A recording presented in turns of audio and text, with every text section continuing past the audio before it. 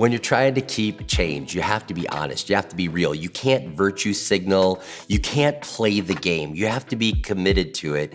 And another thing in that, you have to be vulnerable. And I wrote this in this chapter. Do you want to be strong? Be vulnerable enough to admit your weaknesses. Some of you, that scares you. You're like, be vulnerable enough to admit my weaknesses. No, I've got to pretend that I've got it all together. I found this, that when I pretend to have it all together, people tear me down. When I realize that I don't have it together and I share that, like, I don't have it all together, I'm still trying to figure this out, people try to build me up. And they're like, yeah, we can help. God's gifted us in different ways than he's gifted you, and we can help build you up.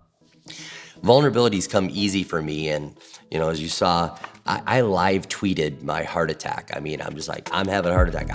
I'm always amazed at people that don't tell what they need prayer for or don't ask for help. I'm like, I need it. I'm going to be vulnerable. Matter of fact, as a preacher, one of the things I love is that I get to share vulnerable stories. I don't embarrass myself, but in a way, I guess I do. I humble myself and I say, hey, I'm like you. I have these weaknesses. I have these things that I fall short on, and I'm letting you know this is how I handled it, and this is how God convicted me, and this is how I'm going to change. This is how I'm going to keep the change. So for some of you, this could be a breakthrough day. This could be a breakthrough chapter as you share in your small group and you say, hey, I want to be vulnerable.